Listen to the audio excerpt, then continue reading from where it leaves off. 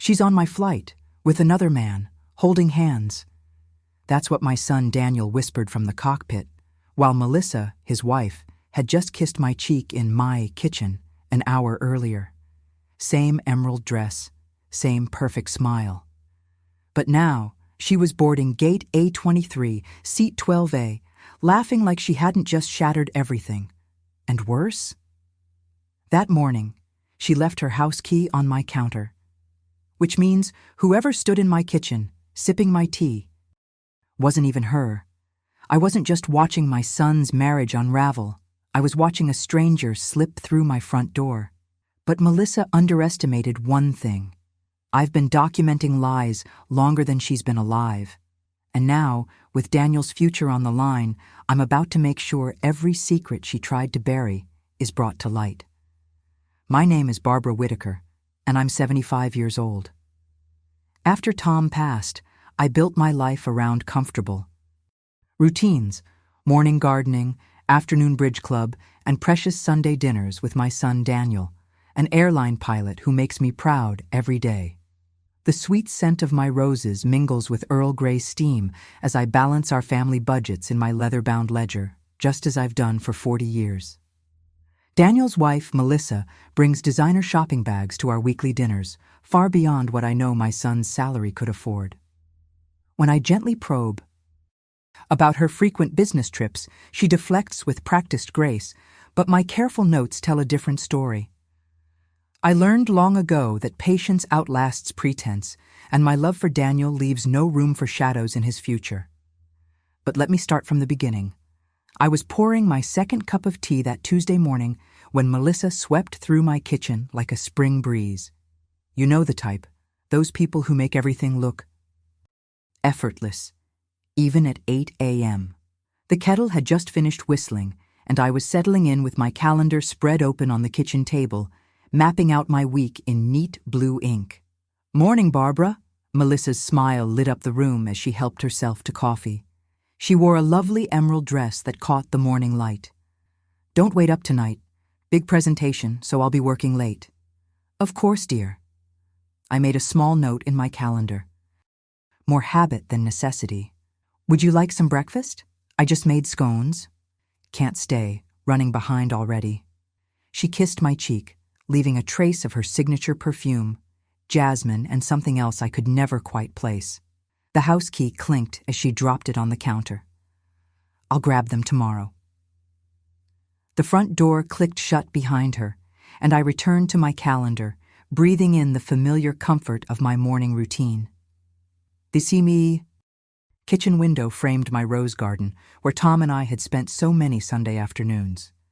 Even now, years later, I could almost hear him humming as he pruned the climbing roses. The phone rang at 9:47 a.m. I remember checking the clock because Daniel never called this early unless something was wrong. "Mom?" His voice had that tight quality it gets when he's trying to stay professional. "I need you to tell me something, and please be honest." My pen stilled over the calendar. "What's wrong, sweetheart? Is Melissa there with you right now?" "No, she left about an hour ago. Said she had a late presentation tonight." The silence on the other end made my stomach clench. "Daniel? That's impossible." His words came out clipped, controlled. "She just boarded my flight, gate A23. She's with—" He took a sharp breath. "She's holding hands with some guy in a business suit. They're sitting in E12A and B." My teacup rattled against its saucer. "Are you absolutely certain?" "Mom, I've been a pilot for 15 years. I never forget a face, especially not my wife's." His voice dropped lower. "Same emerald dress she wore to Dad's anniversary dinner. She's laughing at something he just said." I grabbed my pen, jotting down the details in the margin of my calendar. Gate A23, seats 12AB, emerald dress, business suit. My hand was steady. Funny. How crisis can calm you sometimes. "Daniel, listen to me." I kept my voice gentle but firm. "Focus on your flight. We'll sort this out later." "But Mom, you have passengers counting on you. We'll talk when you land." I heard the familiar cockpit sounds in the background, reminder enough of what was at stake. One emotional outburst could end his career faster than any marital drama. After we hung up, I sat very still, listening to the kitchen. Clock tick. Melissa's coffee cup still sat in the sink, lipstick on the rim. Her perfume lingered in the air. The house key gleamed on the counter where she'd left it. If she was on that flight, who had been in my kitchen? If she wasn't on that flight, why would Daniel lie? Both answers terrified me. My phone buzzed with a text from Melissa. "Traffic's terrible. Definitely working late tonight. Don't hold dinner." I stared at those cheerful words, my mind racing back through 100 small moments that suddenly felt different. The designer bags, the vague business trips, the way she changed the subject whenever money came up. The house key caught the morning light, and I picked it up, turning it over in my hands. Such a small thing to unlock such big questions. I'd spent the afternoon trying to keep my hands busy, dusting shelves that didn't need it, reorganizing drawers that were already tidy. By 6, I was laying out plates for dinner, same as any Tuesday.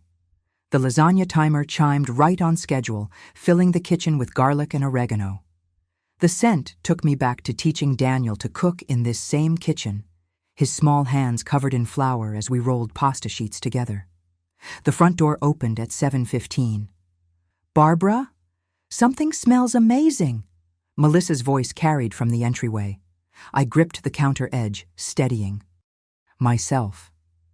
There she was, wearing that exact emerald dress Daniel had described, not a wrinkle out of place. Just a simple lasagna. I managed a smile, watching her shrug off her coat. How was the presentation? Complete waste of time. She hung the coat on our old brass hook, and that's when I spotted it. A red and white airline tag, partially tucked into the lining. Half the team couldn't make it through the traffic, if you can believe it. "Oh, which team was this again?" I pulled down water glasses, letting the cabinet door mask my face. "The marketing group from downtown." She settled at the counter, scrolling through her phone.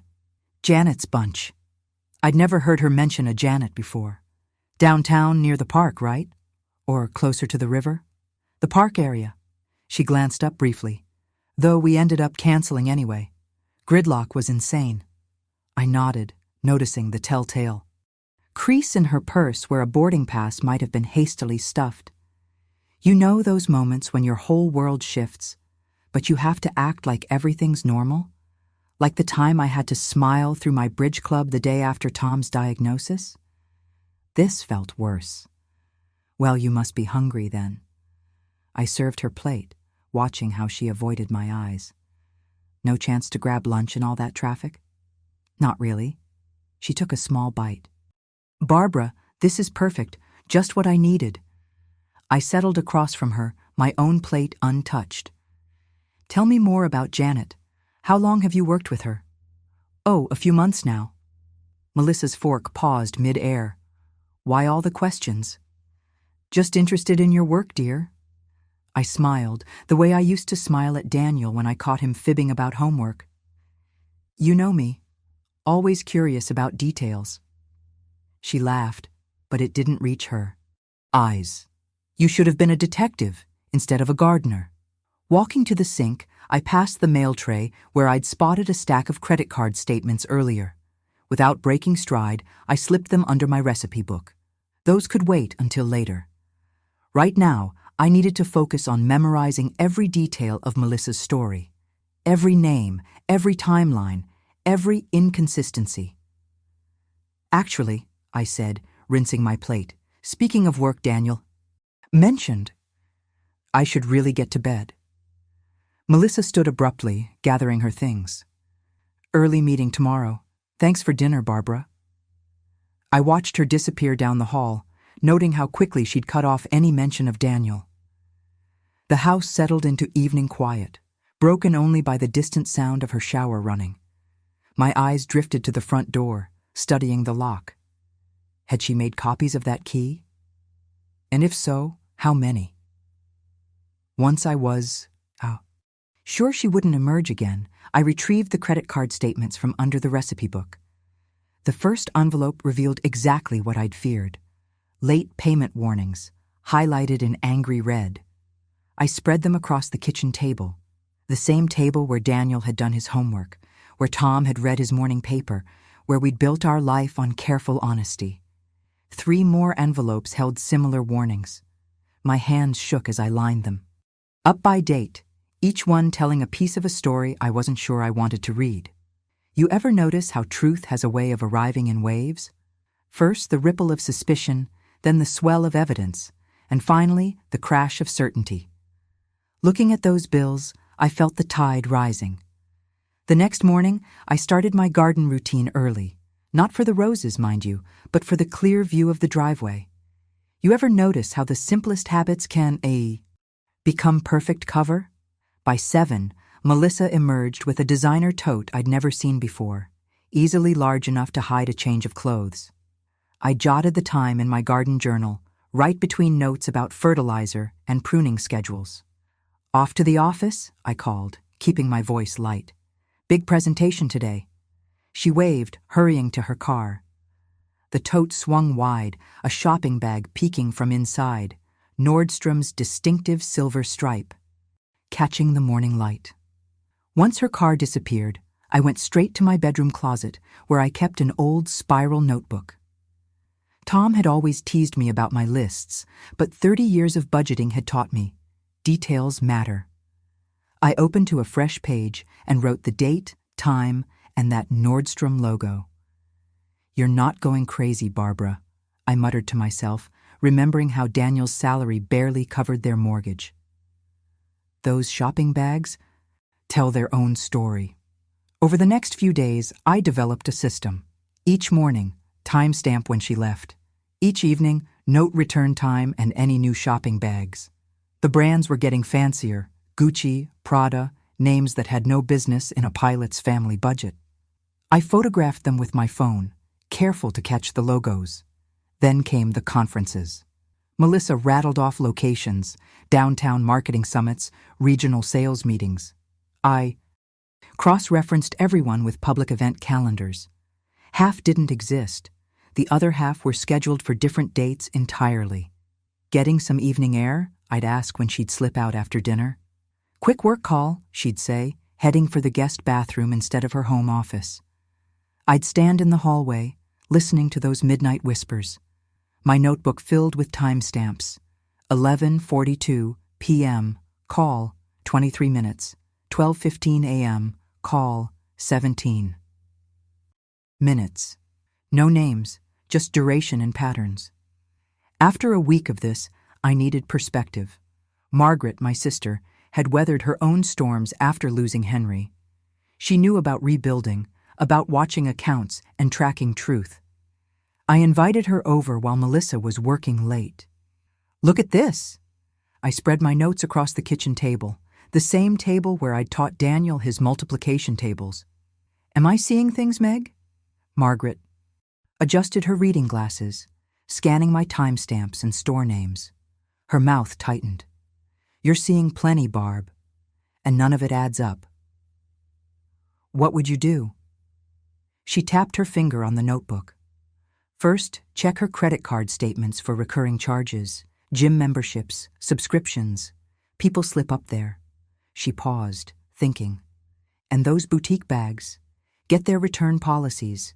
If she's moving money around, she might be doing returns we don't see." I pulled out my phone.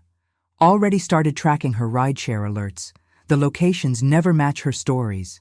"Good girl." Margaret squeezed my hand. "But we keep this between us for now. Daniel needs to focus on his flying until we have something solid." "Agreed." I glanced at the clock. He called yesterday, asking if everything was okay at home.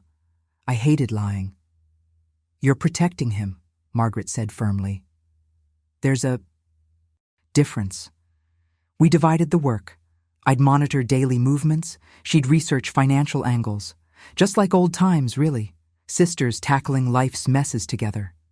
The kitchen filled with familiar comfort as we planned, reminiscent of midnight talks during our own divorces and losses. Just then, Melissa's phone pinged from the living room, a ride-share notification. Moments later, she breezed through with an overnight bag. Early start tomorrow, she announced, not quite meeting my eyes. Might crash at Janet's to beat traffic. Of course, dear. I smiled, watching her shoulders relax at my easy acceptance. Drive safe. Margaret and I moved to the window, tracking taillights until they vanished toward the interstate, definitely not heading toward Janet's downtown office. Well, Margaret sighed, at least we know where she isn't going. I added the timestamp to my notebook. 11:47 p.m. Departed with overnight bag, heading south on I-95. 2 weeks crawled by like molasses in January. Margaret and I spread our evidence across my dining room table, the one Tom had built when Daniel was just learning to walk. Every scrap of paper told its own little lie. Look at this conference address. I pointed to my neat handwriting. 1420 Harbor Plaza. Know what's really there? A vacant lot. Margaret adjusted her reading glasses, frowning at the ride-share receipts I'd photographed from Melissa's phone. These trips to Kingston Heights, that's where those luxury condos went up last spring. The ones in all those real estate magazines. Twice a week, like clockwork. I tapped the timestamps. Always when Daniel's flying cross-country routes. You know what bothers me most about lies?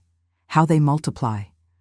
One cover story needs another, then another, until the truth gets buried so deep, you need a shovel to find it. And Melissa? She was digging herself a grave of designer shopping bags.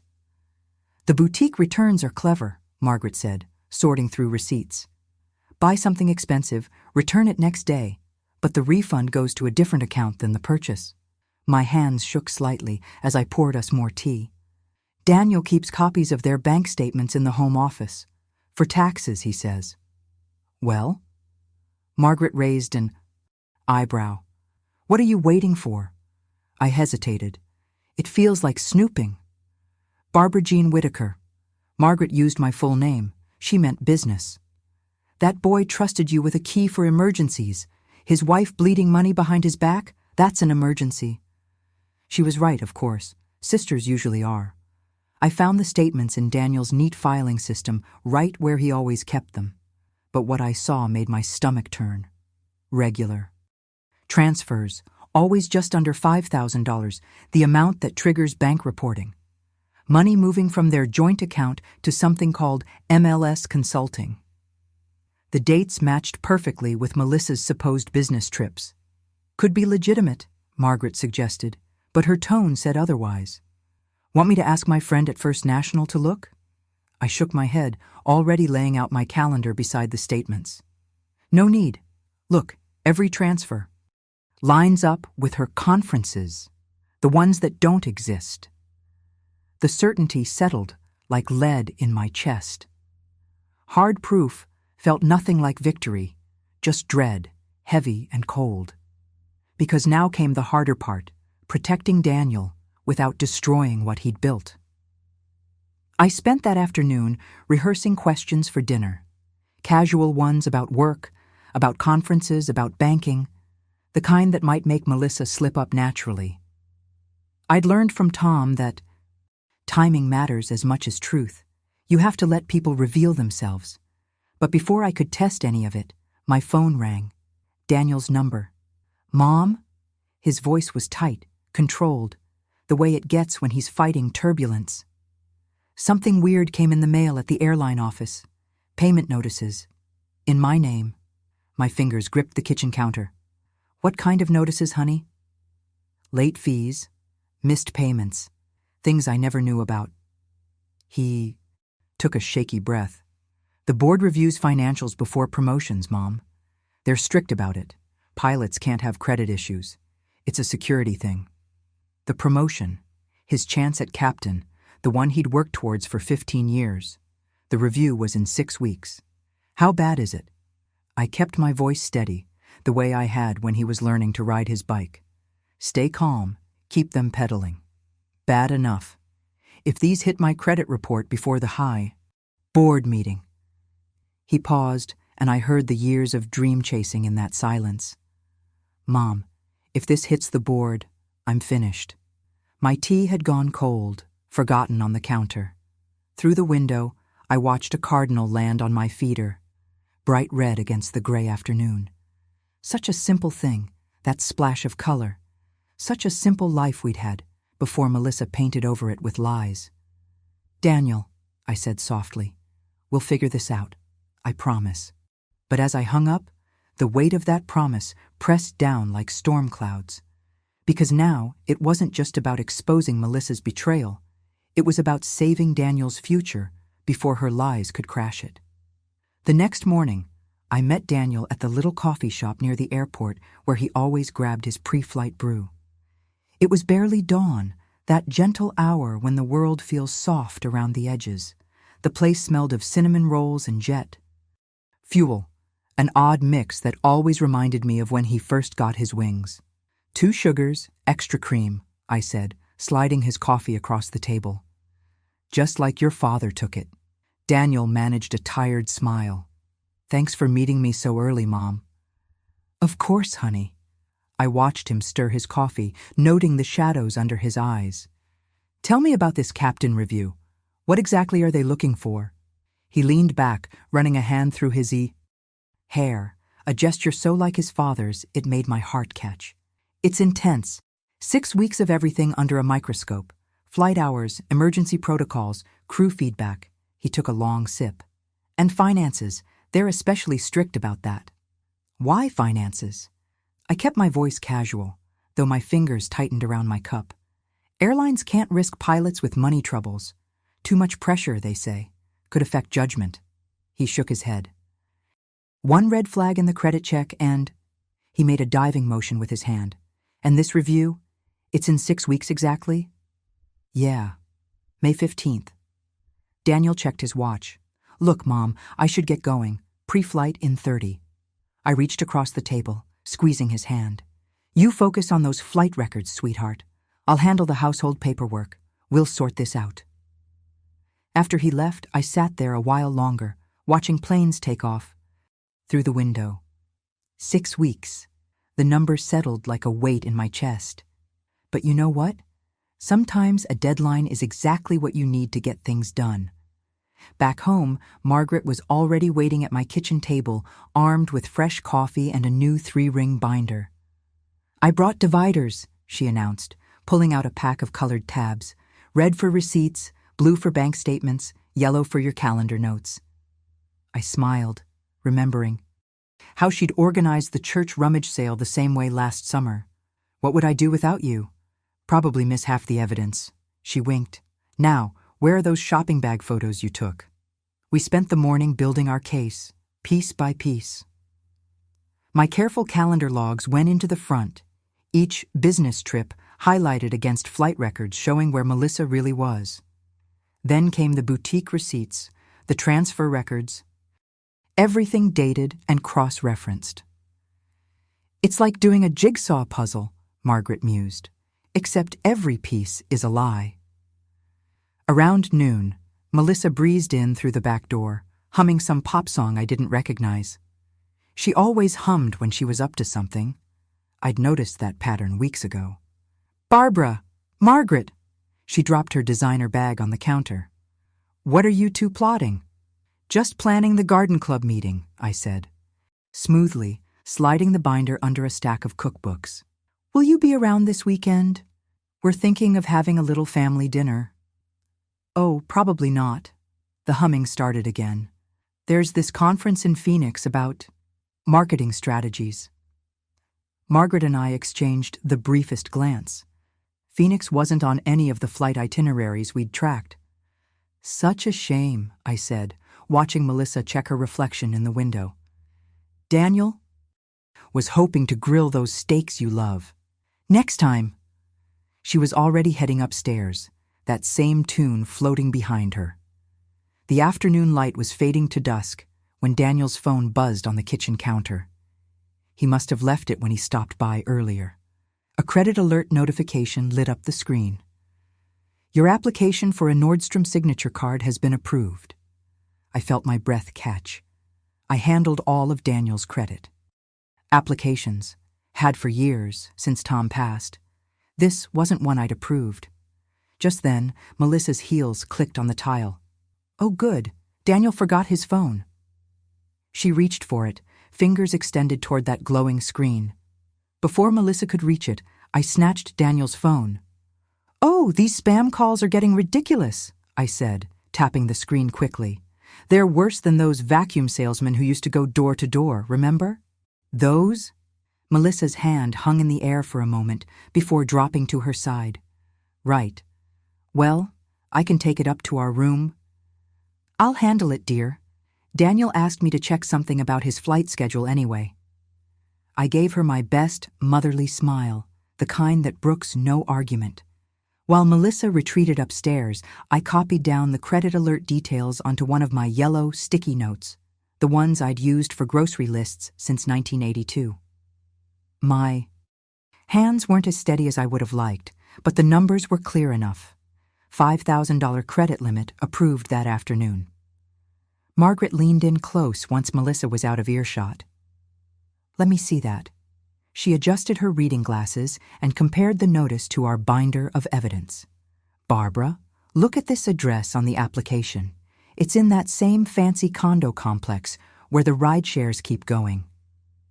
The one with the fountain out front? My stomach tightened.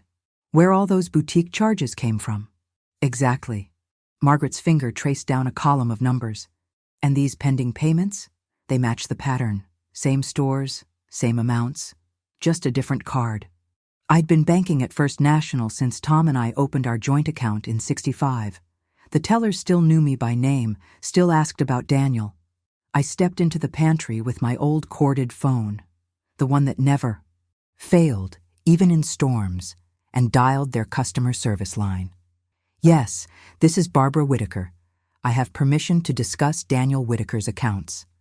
I recited his social security number, our shared address, my date of birth. The representative was young, helpful. Within policy guidelines, she confirmed what I dreaded. Pending charges on multiple accounts, all recent, all substantial. When I hung up, Margaret was waiting with a fresh cup of tea.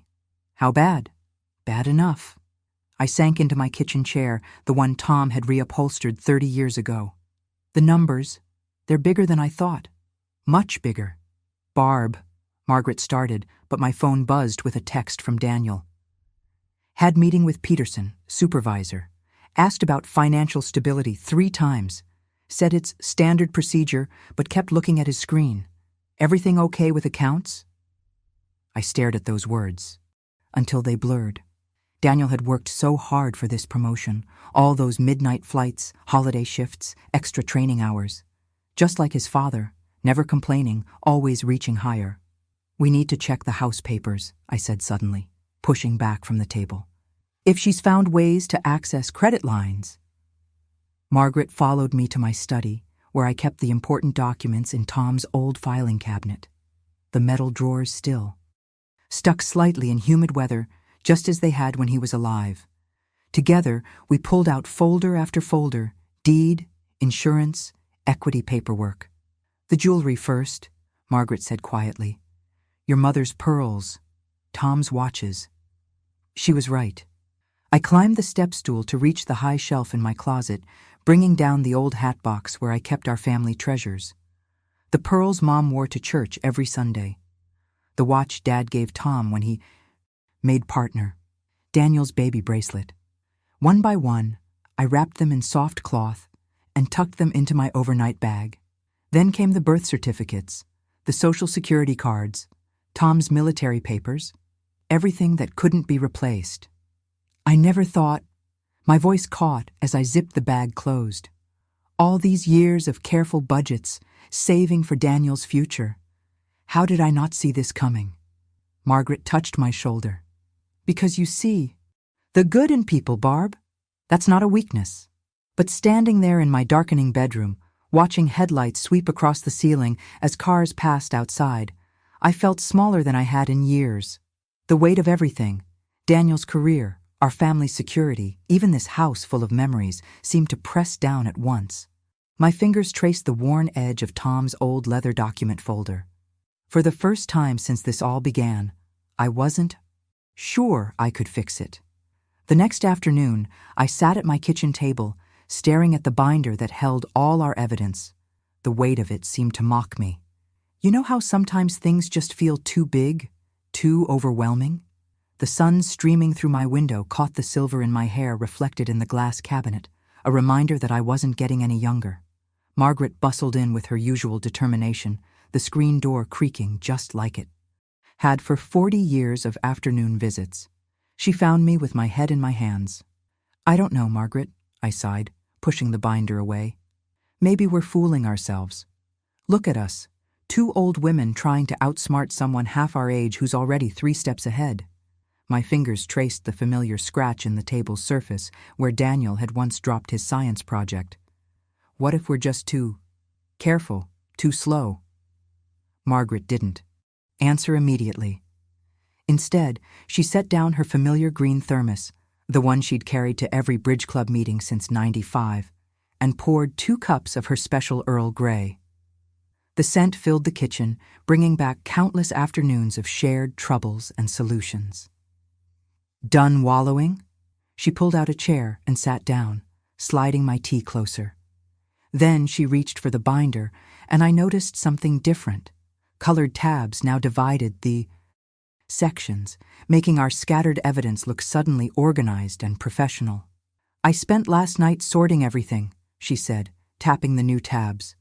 "Financial records in red, timeline in blue, witness accounts in yellow. It's all here, Barbara. We just need that one final piece."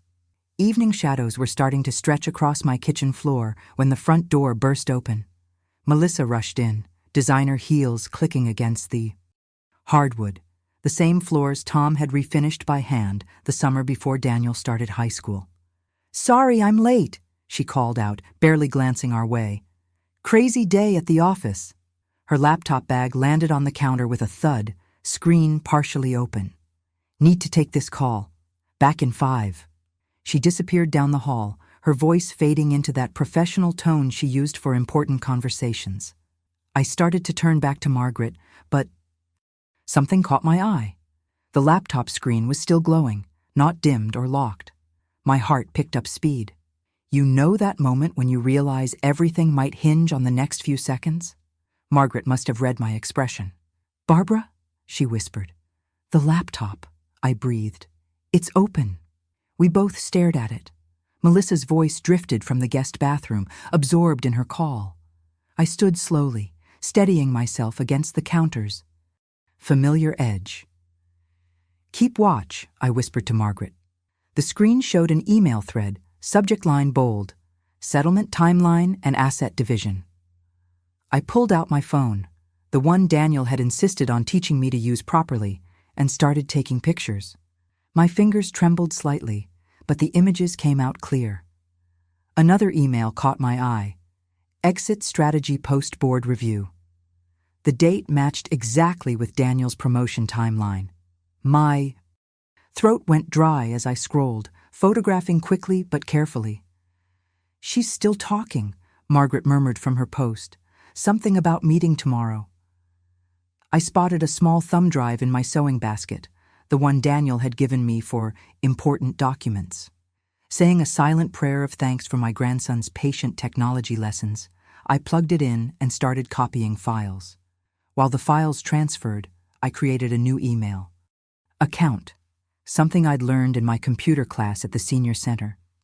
I forwarded everything there, then deleted the sent emails from her outbox. The thumb drive's light blinked steadily as it worked. Melissa's voice grew louder.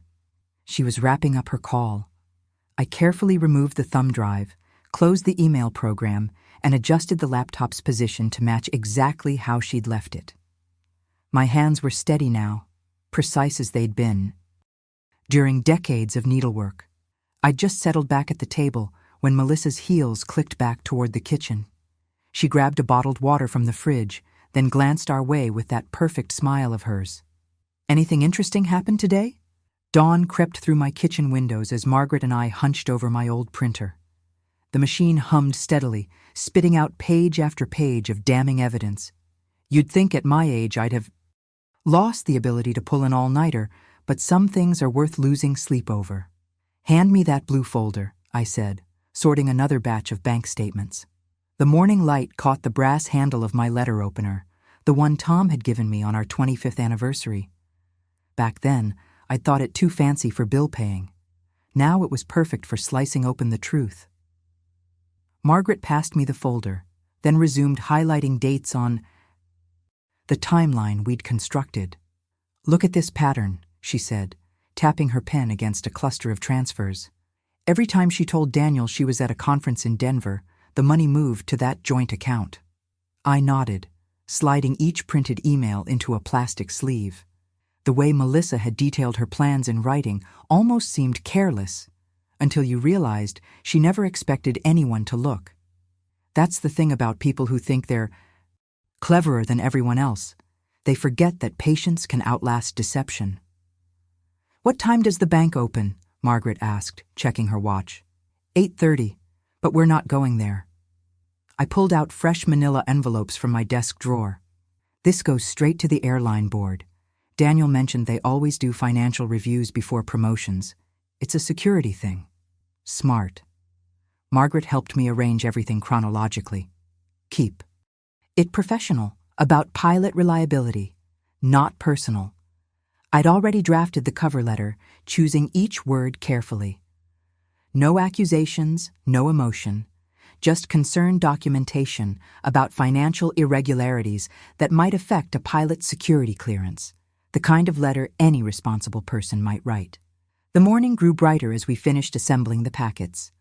One for the board, one for safekeeping with my attorney, though I hoped. We wouldn't need that backup. Best to keep this contained. Handle it through proper channels first. "There," I said, sealing the last envelope. The address label for the airline board looked stark and official against the manila paper. My hand lingered on the packet. Once this left my house, there'd be no taking it back. Margaret squeezed my shoulder. "You're doing the right thing, Barbara. Daniel's future." A car door slammed outside, cutting her off. We both froze. Through the window, I saw Melissa's red sedan in the driveway. She wasn't due home for hours. "The packets," Margaret whispered urgently. I slid them into my desk drawer just as the front door opened. Melissa breezed in, designer bag swinging. Her eyes flicked to the desk, taking in the printer, the scattered papers we hadn't quite hidden. "You're up early." Her voice was light, but I caught the way she scanned the desktop. "Everything okay?" "Just catching up on some paperwork." I moved toward the kitchen, keeping my voice steady.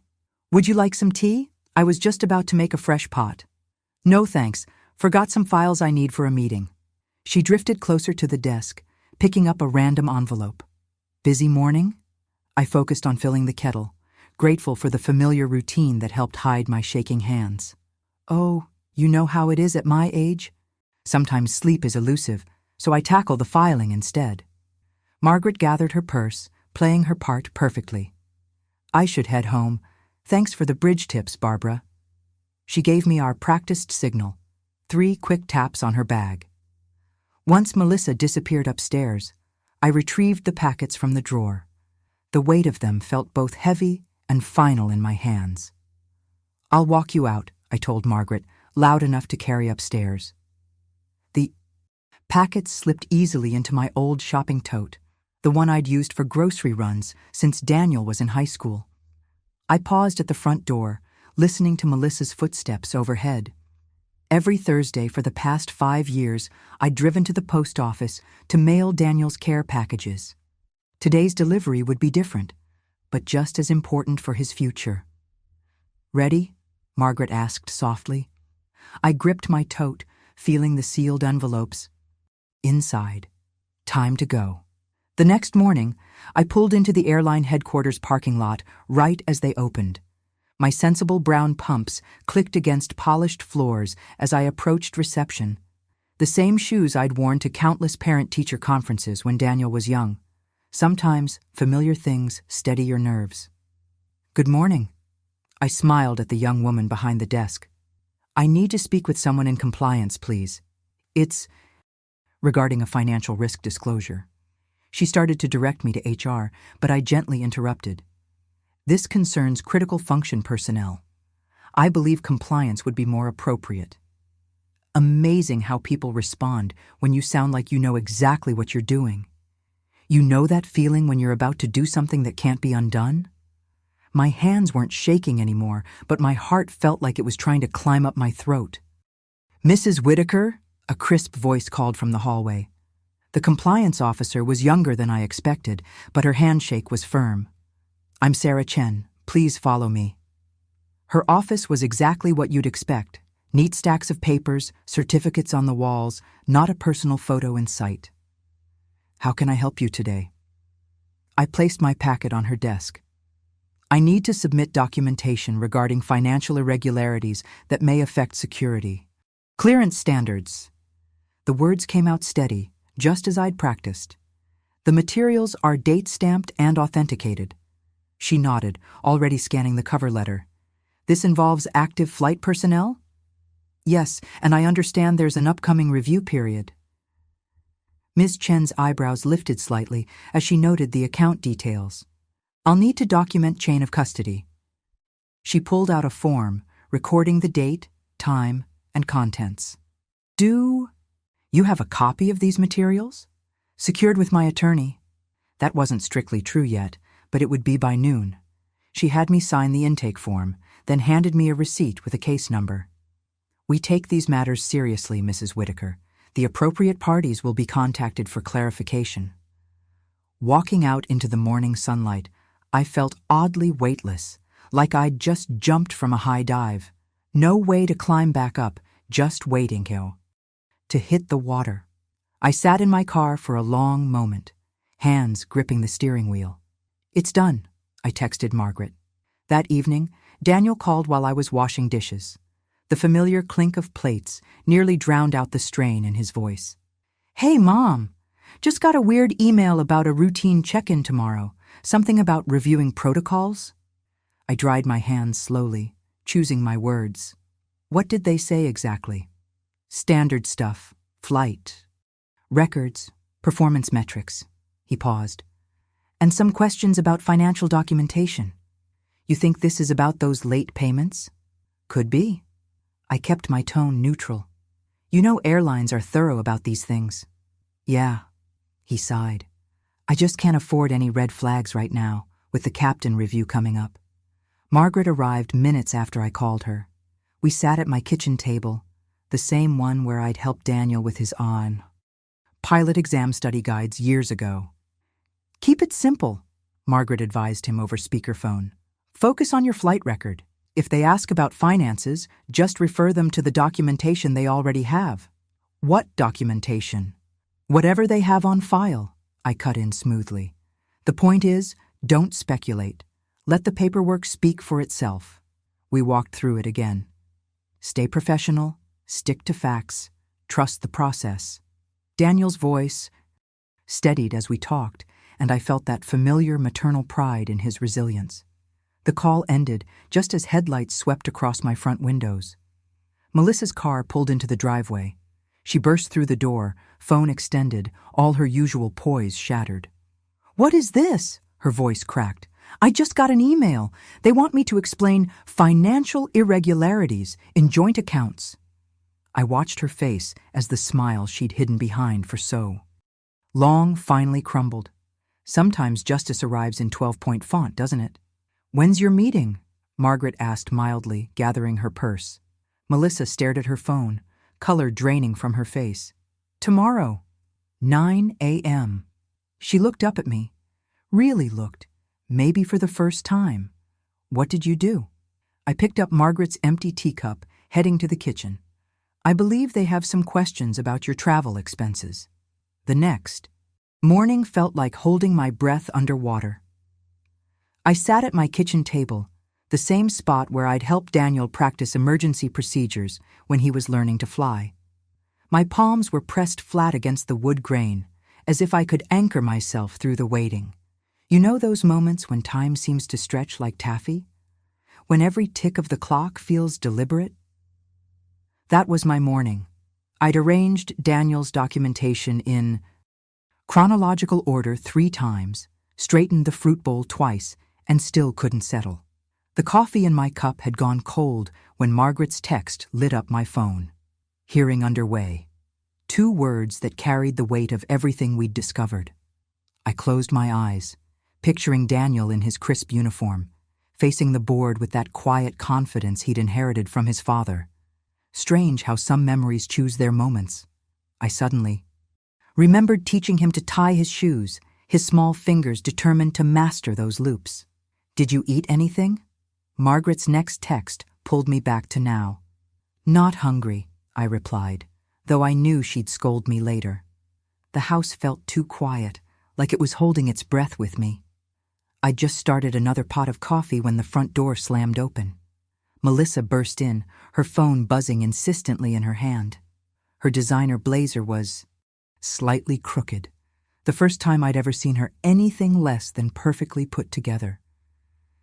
"Has any mail come today?" Her voice had an edge I'd never heard before. "From the bank, maybe?"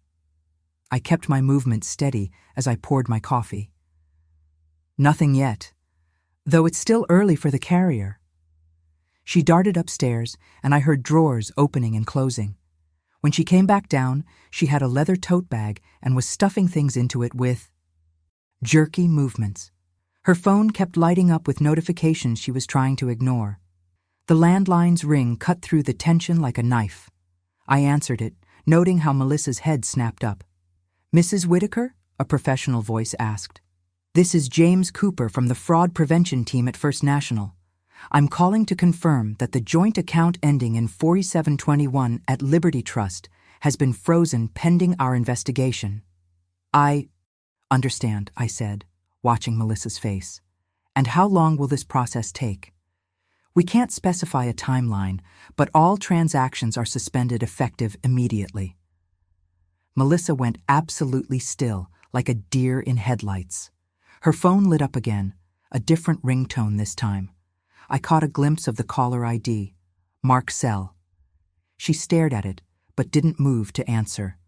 The ringing stopped, and no voicemail notification followed. The silence felt heavy enough to touch. Melissa's perfectly manicured hand trembled as she set her phone down.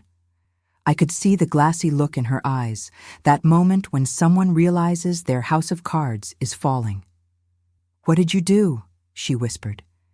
It wasn't really a question. We both knew exactly what I'd done. I'd protected my son the only way I could, with patience, precision, and proof. The same way I'd protected him since the day he was born. But looking at her now, I felt an unexpected flicker of pity. Not for her choices. Those had been deliberate and cruel. But for the desperate fear I saw in her eyes, the realization that her careful plans had crumbled. Her phone lit up again. This time, it was the airline's number. Melissa stared at it until it went dark, then looked back at me. "What did you do?" she repeated, barely audible. I set my coffee cup in the sink, taking my time. Some questions don't need answers when the truth is already falling into place around you. By early afternoon, the street had that peculiar hush that follows big news in small neighborhoods. You know the kind, where everyone suddenly needs to check their mailbox or trim their hedges just to catch a glimpse of where the action is. I stood on my front porch, watching Mrs. Peterson across the way pretend to deadhead her roses for the 3rd time. When she caught my eye, her tentative wave turned into something more knowing. Word travels fast in our circle, especially when it involves someone as prominent as a commercial pilot. My phone buzzed with an update from the airline's HR department. Documentation verified. Internal review complete. Pilot Whitaker cleared of involvement. Status: protected party in unauthorized financial activity case. The formal language couldn't mask the relief those words brought. I sank into my porch rocker, the same one where I'd spent countless evenings watching Daniel practice his takeoff calculations. The wood creaked familiar underneath me, steady as a heartbeat. A sleek envelope arrived by courier for Melissa. Overnight Express with the airline's logo.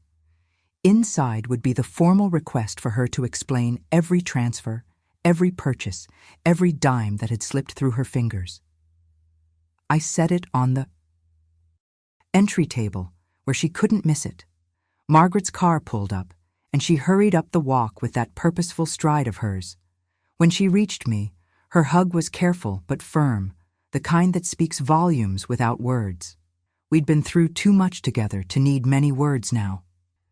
"Daniel is safe," she said simply, and those 3 words carried the weight of all our weeks of work. I nodded, feeling the tension start to unknot in my shoulders. "Let me put on some tea." "You should call him first," Margaret said, giving me a gentle push toward the phone. Daniel answered on the second ring. His voice had that hollow sound of someone who's been through a long day of difficult conversations, but there was a steadiness underneath that reminded me of his father. "The board appreciated how everything was documented, Mom," he said. "They called it exemplary transparency in the report." "Are you holding up okay?" I asked, hearing what he wasn't saying. "Yeah, He paused, and I could picture him running a hand through his hair like he always did when processing something big. "I just need some time to wrap my head around all this. But professionally, we're good. The board made it clear they see me as the victim here." "Come home when you're ready," I told him. "I'll make your favorite pot roast." After we hung up, I heard rapid typing from the study. I found Melissa hunched over her laptop, fingers flying across the keyboard as she tried to delete files. When she saw me in the doorway, her hands froze. "I have encrypted copies stored off-site," I said quietly. "Multiple sets, actually.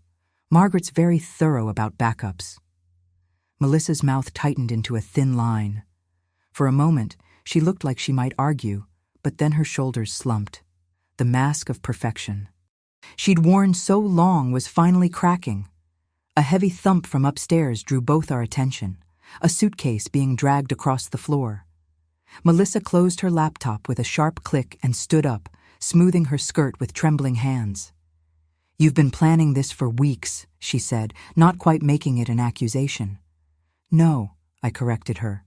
"I've been gathering proof of what you've been planning for months." The sound of car tires on gravel cut through the tension.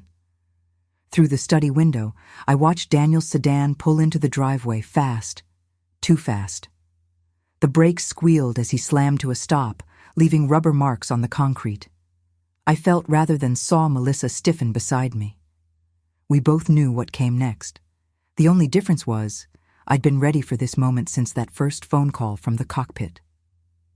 Melissa, for all her careful scheming, suddenly looked like someone watching. Their parachute failed mid-jump. The front door opened, and Daniel's footsteps echoed in the hallway, heading straight for the study. Daniel stepped into the study, his uniform jacket draped over one arm. His face was set in that same controlled expression he used during turbulent flights, the one that told passengers everything was under control, even when storm clouds loomed. "Mom," he said quietly, "I need to understand exactly what happened." Gestured to the chair beside my desk, where all our careful documentation lay in chronological order. "Sit down, sweetheart. I'll make this brief." Melissa remained standing by the window, arms crossed tight against her chest. You know that moment when a child realizes they've been caught in an elaborate lie? That's how she looked, only there was no childish innocence here. I walked Daniel through the timeline, starting with that cockpit call. Each piece of evidence had its own tab in our binder: the duplicate house key, the secret credit accounts, the luxury condo visits. When I reached the laptop emails outlining her plan to drain the accounts just before the board review, Daniel's hands clenched into fists. "The timing wasn't coincidence," I explained gently. "She knew your promotion review included a financial stability check." Daniel's phone chimed twice. He pulled it out, read silently for a moment, then looked up with moisture in his eyes. "The board just confirmed my captain eligibility," he said.